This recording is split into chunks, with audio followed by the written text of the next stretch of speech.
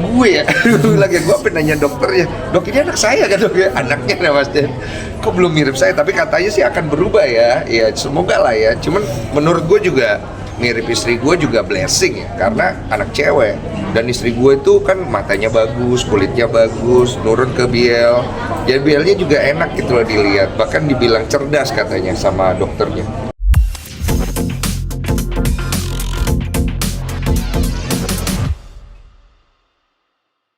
Ya, jangan kasus dulu. Kaleidoskop kok. Capek. Saya juga capek sih. Apa itu? Seperti apa nih kok? Menyikapi tahun 2024. Menyikapi ya, pertama mikirin liburan dulu.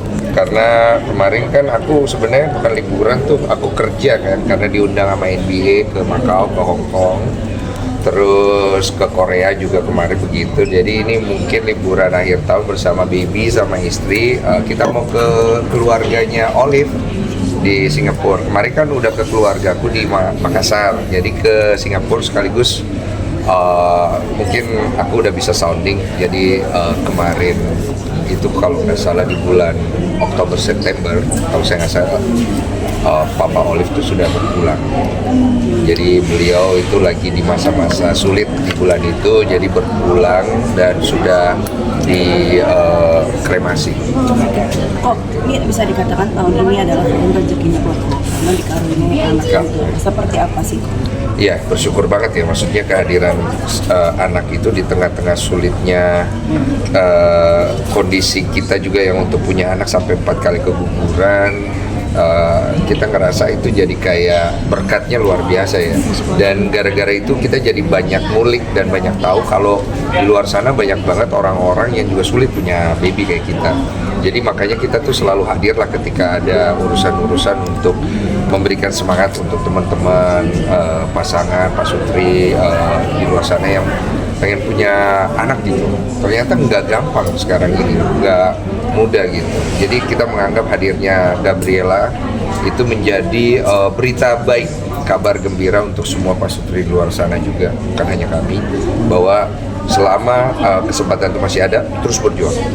Tuhan pasti nanti kasih kabar gembira buat kalian. Tapi bisa dikatakan tahun ini kan dirimu kayak sudah mau menemani anak kemarin juga berenang, menemani tumbuh kembang anak juga. Nah, seperti apa sih? Seneng ya, lucu ya. Maksudnya ada perasaan baru yang timbul ketika kita punya baby ya.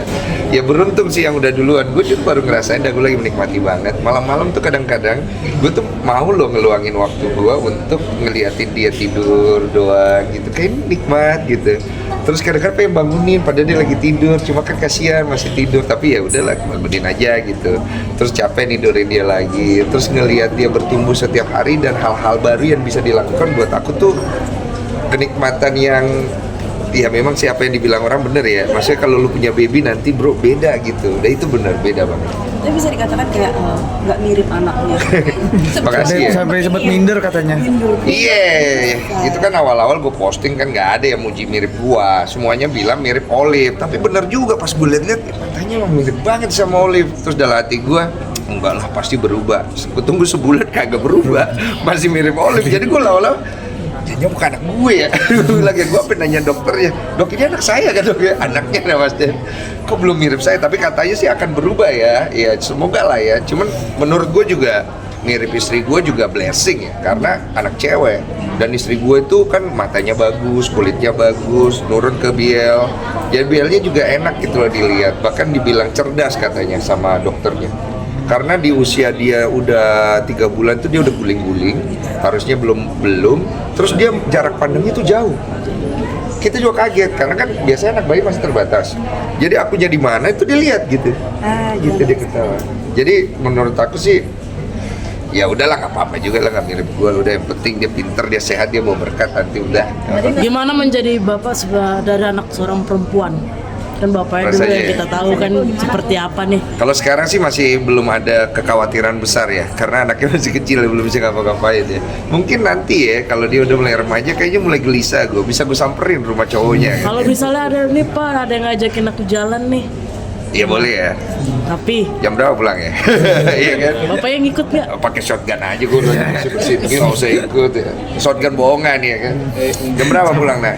Mana pacarnya? Hotel. Oh iya sip. Tapi ada ketakutan tersendiri juga nggak sih mempunyai anak pertama perempuan lagi yang cantik juga?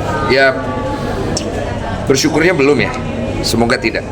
Karena kan gue nggak mau hidup berdasarkan ketakutan. Tapi kalaupun ada, gue juga pasti akan coba cari solusi lah. Karena namanya punya anak perempuan, apalagi bapaknya bajingan ya. Iya, saya harus mengklaim diri saya bajingan. Ya pasti kita juga punya kekhawatiran gitu loh. Jangan sampai nanti dosa kita kena ke anak gitu. Itulah salah satu alasan saya sekarang banyak berbuat baik ya. Semoga Tuhan mengampuni dosa saya dulu dan tidak turun ke anak saya sebagai orang yang harus menanggung. Biar saya yang tanggung gitu. Itu kekhawatirannya. Oh, Natal juga sekarang Gimana kok di Jakarta? Natal seperti tadi aku bilang kita ke Singapura, terus nanti mau ziarah juga ke rumah ke makam papanya Olive karena beliau baru berpulang. Terus aku ngerasa Natal ini bagusnya di keluarganya Olive sih, supaya kita lebih dekat sama keluarganya dan mamanya Olive juga bisa ketemu cucunya dan Biel juga bisa ketemu sepupu-sepupunya yang ganteng-ganteng itu laki semua kan, cuma dia doang cewek sendiri. Memaknai Natal Pak, tahun ini apa sih blessing-nya terus berkatnya juga Pak? Saya memaknai Natal tahun ini sebenarnya banyak berkat, bless in disguise. Jadi berkat di balik masalah.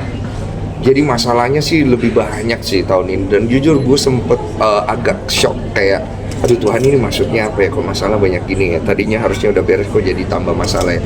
Terus kenapa gue jadi keikat di sini ya? Kenapa gue jadi kena masalah juga ya? Tapi gue lihat kesini-sininya ya memang gitu ya.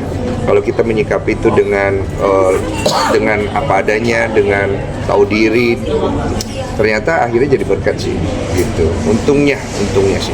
Tapi bisa dikatakan kok hal yang belum terjadi di tahun 2024 ini gitu kan, yang kira-kira akan terrealisasikan atau mungkin ada impian-impian di tahun depan sendiri seperti apa? Tahun depan ya. Tahun depan impian saya urusan Agus beres ya, capek. Kemudian urusan dokter sama dokter Richard juga beres, jangan jadi panjang. Terus kalau buat saya pribadi, saya bisa konsisten untuk bisa memberikan wadah kepada orang dengan berhikmat lah.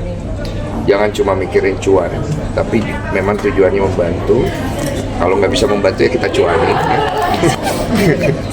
Terus apalagi ya, nggak banyak sih, itu doang sih ya. Urusan Novi beres, urusan Alvin Lim beres, urusan Farad beres, semua beres lah gitu ya. Capek juga ya, maksud kita pengen episode baru yang berbeda aja gitu, capek ya. Apalagi nunggu berapa jam kemarin ya, nggak dikasih makan katanya. Oh, ini satu lagi.